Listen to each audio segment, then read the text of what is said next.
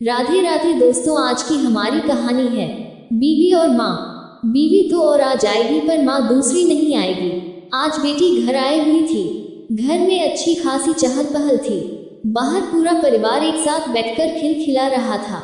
हंसी ठहाकों की गूंज अंदर कमरे तक सुनाई दे रही थी। गगन जी का भी मन कर रहा था कि वो भी अपने परिवार के साथ बैठे बातें करें, पर वो तो अपने बीमार शरीर और उदास मन को लिए अपने कमरे में पलंग पर लेटे हुए थे। आजकल शरीर साथ नहीं देता, बूढ़ा और बीमार जो हो चुका है। ज्यादा बोल भी नहीं पाते, पर मन बहुत करता है अपने परिवार के साथ बैठने का, उनसे बातें करने का। पर ये तो उन्हीं के कर्म थे कि आज पत्नी उनके साथ ना बैठती थी और ना ही ज्यादा बातें करती थी। हालांकि ये अलग बात है कि खाना पीना दवाइयाँ सब कुछ सही समय पर वो जरूर दे जाती थी। जिन लोगों के लिए उस पत्नी को उन्होंने इतना जलील किया, आज उन लोगों में से कोई भी उनके साथ नहीं थे।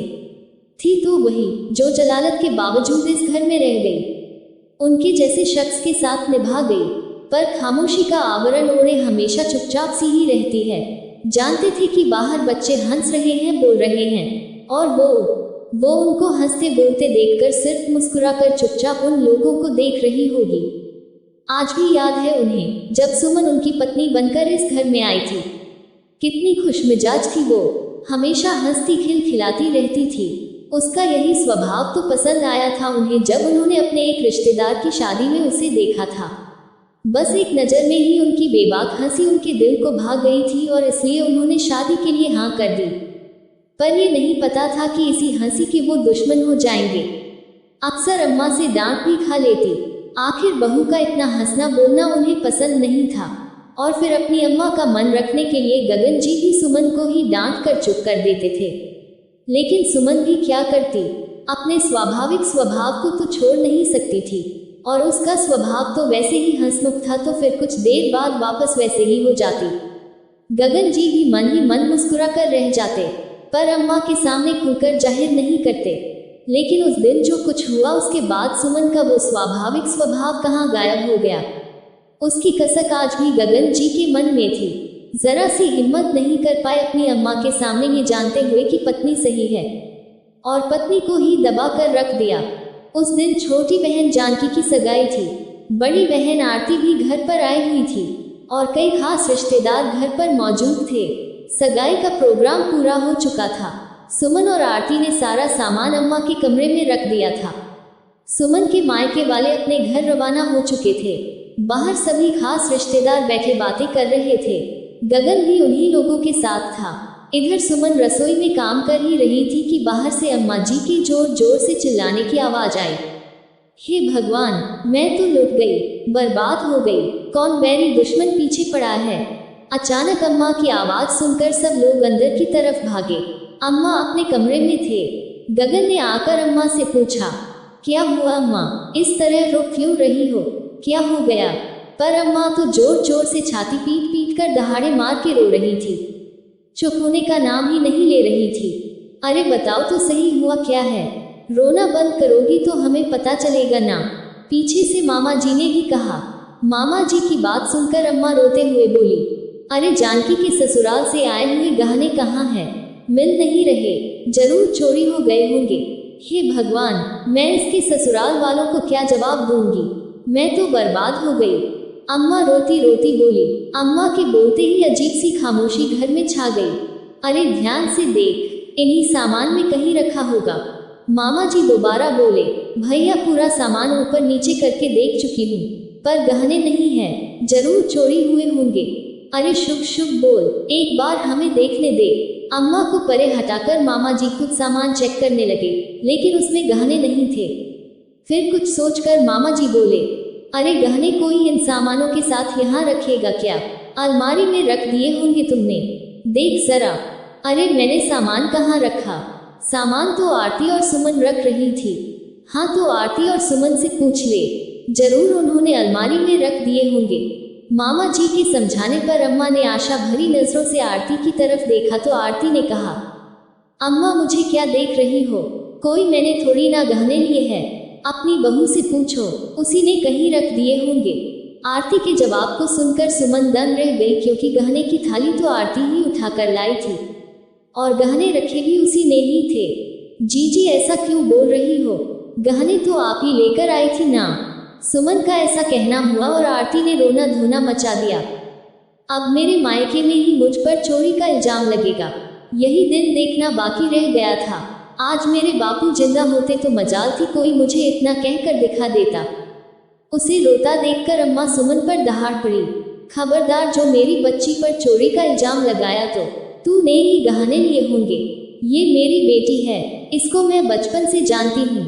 अरे जन्म दिया है मैंने इसे, इसमें मेरे संस्कार कूट कूट के भरे हैं। तू बाहर से आए है, जरूर तूने ही गहने लिए होंगे और तेरे मायके वालों को दे दिए होंगे, तभी तेरे मायके वाले इतनी जल्दी चले गए। बस अम्मा जी, आप मेरे माता पिता पर चोरी का इल्जाम कैसे लगा सकती हो? मैंने तो गहनों की शक्ल तक नहीं देखी, चुराना तो दूर की बात है। सुमन ने पलटकर जवाब दे दिया। बस फिर क्या था, आरती और अम्मा दोनों ही सुमन पर चढ़ पड़ी, लेकिन इस बार सुमन भी बराबर जवाब दे रही थी। आखिर उस पर चोरी का इल्जाम लगा था, कोई छोटी मोटी बात थोड़ी ना थी। घर में इतना हंगामा होते देखकर मामा जी ने बीच बचाव किया, लेकिन आरती और अम्मा तो चुप होने का नाम ही नहीं ले रही थी। सच सच बता, गहने कहाँ पर है? अगर तू नहीं बोलेगी तो तेरे माँ बाप से जाकर गहने लेंगे हम लोग, और वही सबके सामने उनकी इज्जत की मटिया मेल करेंगे। अम्मा जी, मेरे माँ बाप इज्जतदार लोग हैं, कोई चोर उचक्के नहीं जो आपके घर पर बुलावे पर आएंगे और सामान चोरी करके ले जाएंगे। सुमन ने थोड़ी तेज आवाज में कहा। बस सुमन, तुम मेरी अम्मा से किस तरह से बात कर रही हो? याद रखो तुम इस घर की बहू हो, अपनी आवाज को नीचे रख कर बोलो, और अगर गहने लिए भी है तो दे दो, कोई तुमसे कुछ नहीं कहेगा। अचानक गगन सुमन पर बिगड़ गया। गगन के इस जवाब से सुमन हक्की बक्की रह गई। मतलब गगन भी उस पर ही इल्जाम लगा रहा था। एक लड़की जो ससुराल को अपना घर मान लेती है, आज वहां सुमन बिल्कुल अकेली खड़ी थी, पति तक साथ नहीं था। गगन के जवाब के बाद सुमन की नजर आरती से टकराई तो वो मन मन मुस्कुरा रही थी। इससे बड़ी जीत और क्या हो सकती थी? लेकिन तब तक आरती का 9 साल का बेटा अपने हाथ में एक कपड़े की छोटी सी पोटली लेकर आया और सबके सामने ही बोला, मां, ये अपना सामान नहीं है, किसी ने गलती से अपने सामान में रख दिया। उसे देखते ही आरती के चेहरे पर पसीने की बूंदें चमकने लगी। उसके चेहरे पर डर देखकर मामा जी ने वो पोटली उस बच्चे के हाथों से अपने हाथों में ले ली और उस पोटली को खोल कर देखा तो सब भौचक के रह गए। उसमें जानकी के ससुराल से आए हुए गहने थे। सबने हैरानी से आरती की तरफ देखा, पर वो तो बेशर्मों की तरह अपने बेटे का हाथ पकड़कर दूसरे कमरे में चली गई, जैसे कुछ हुआ ही ना हो। रिश्तेदार मुंह पर हाथ रखकर दबी जबान से बातें करने लगे। तभी अम्मा बोली, अरे वो भूल गई होगी रखकर, इसमें यूं जबान दबाकर बात करने की क्या जरूरत है? और फिर सुमन से बोली, बेटी है वो मेरी, उसने गहने चुराए नहीं थे बल्कि संभाल कर रखे थे अपने पास। उसकी बराबरी की तो सोचना भी मत। पर तूने यहाँ जो इस तरह से सबके सामने चिल्ला चिल्ला कर मुझसे बात की है ना, उसकी माफी मांग मुझसे। अम्मा की बात सुनकर सुमन की आंखों में आंसू आ गए। भला कोई औरत ऐसी निर्दयी कैसे हो सकती है? उसने आशा भरी नजरों से गगन की तरफ देखा, लेकिन गगन तो नजरें झुकाए चुपचाप खड़ा था। ये देखकर वो रोती हुई अपने कमरे में चली गई। लेकिन जब इतना हंगामा हो ही गया तो रिश्तेदार भी धीरे धीरे कर वहां से रवाना हो गए। यहाँ तक कि आरती ने भी देर नहीं लगाई वहां से रवाना होने में। अब घर में अम्मा, जानकी, गगन, मामा जी, बुआ जी और सुमन ही बचे थे। लेकिन अम्मा तो अब अनशन पर बैठ गई कि जब तक बहू माफी नहीं मांगेगा तब तक मैं पानी की एक बूंद नहीं पीऊंगी। आखिर उसने इतने रिश्तेदारों के सामने मुझसे ऊंची आवाज में बात की तो की कैसे? सबके सामने मेरी बेइज्जती कर दी। आखिर गगन ने समझाया, अम्मा जो बात हो गई अब उसे छोड़ो भी, आप पानी पी लो, आपकी तबीयत बिगड़ जाएगी। अरे ऐसे कैसे छोड़ दूं? तेरी पत्नी ने इतने लोगों के सामने मेरी बेइज्जती की है, माफी तो उसे मांगनी ही पड़ेगी। अम्मा अपनी ही एक्ट में बोली, पर अम्मा, आरती जीजी ने भी तो गलती की थी, आखिर सुमन की क्या गलती? अरे वाह, आज तो बीवी के लिए तो अपनी बहन को गलत बता रहा है। अरे वो गहने रखकर भूल गई होगी। भला कौन बेटी अपने घर में चोरी करती है? लेकिन बहू को तो इज्जत को ढक कर रखना चाहिए थी। वो भी सबके सामने बेशर्मों की तरह लड़ पड़ी मुझसे। अब तू उसका साथ दे रहा है, इससे तो मैं मर जाती तो ज्यादा अच्छा था। पर याद रख पत्नी तो फिर भी तुझे दोबारा मिल जाएगी, माँ नहीं मिलेगी दोबारा। अम्मा आंसू बहाते हुए बोली। आखिर अपनी माँ को रोता देखकर गगन वहां से उठा और सीधे सुमन के पास कमरे में पहुंच गया और जाकर बोला, सुमन क्या आंख में बैठी हुई हो तुम? जाकर अम्मा से माफी मांग लो ना। देखा उन्होंने पानी की बूंद तक नहीं पी है, कहीं उनकी तबीयत खराब ना हो जाए तो इसकी जिम्मेदारी मेरी है क्या? मैं क्यों माफी मांगू? चोरी तुम्हारी बहन ने की थी, मैंने थोड़ी ना की थी। मेरे माँ बाप को ताने भी वो लोग मार रहे थे, इल्जाम भी मुझ पर वो लोग लगा रहे थे, और माफी नहीं मांगू? तुम्हारी अम्मा पानी नहीं पी रही है तो उसमें मैं कुछ नहीं कर सकती। आखिर उनकी गलत के लिए मैं क्यों माफी मांगू? सुमन समझो तो, देखो पत्नी तो मुझे और मिल जाएगी, लेकिन माँ तो एक ही है मेरे पास, वो दोबारा नहीं मिलेगी। तुम्हारी एक माफी से उन्हें खुशी मिलती है तो माफी मांग लो ना।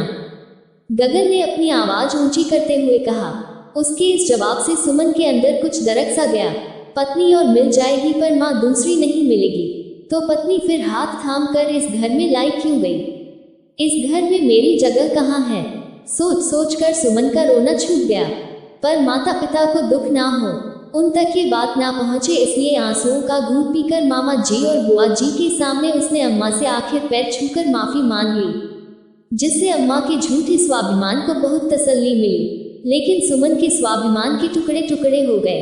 लेकिन वो आखिरी दिन था जब सुमन को इतना बोलते हुए देखा था। उसके बाद तो वो बिल्कुल खामोश हो गई। अब ना वो ज्यादा किसी से बोलती थी और ना ही खिलखिलाती थी। हाँ और मैं जवाब देकर अपने काम से काम रखती थी, ना किसी से लेना ना किसी को देना। जिसने जो काम कह दिया चुपचाप कर लेना और फिर एक तरफ चुपचाप बैठ जाना। सोचते सोचते गगन जी की आंखों में आंसू आ गए। तभी सुमन अंदर कमरे में आई। हाथ में पानी का गिलास था, वही पास वाली ड्रा में से दवाएं निकाली और गगन जी को देते हुए हाथ आगे बढ़ा दिए। लेकिन गगन जी ने हाथ में दवाएं लेने की जगह अपने दोनों हाथ जोड़ दिए और अपनी कपकपाती आवाज में कहा, सुमन अब तो माफ कर दो मुझको। उनकी आवाज सुनकर सुमन ने एक नजर उनकी तरफ देखा और फिर दवाई हाथ में देते हुए बोली, आपकी दवाई का समय हो गया है। सुमन माफ कर दे मुझे, तेरे इतने सालों के खामोशी नासूर बन चुकी है मेरे लिए, अब बर्दाश्त नहीं होता। कोई बात नहीं है जी, माफी क्यों मांगते हो? इस घर में गलतियों के लिए कोई माफी नहीं मांगता, बल्कि बिना गलती के माफी मंगवाई जाती है। सुमन पति हूँ मैं तेरा, तेरी माफी का हकदार हूँ, मुझे माफ कर दे। गगन जी ने जोर देते हुए कहा। हम पत्नी का क्या है, वो तो और मिल जाती है, फिर मुझसे माफी मांग कर क्यों अपना मुंह खराब कर रहे हो? कहकर सुमन कमरे के बाहर निकल गई। लेकिन गगन जी के पास से सिवाय पछतावे के और कुछ नहीं था। जय गोगा जी की दोस्तों।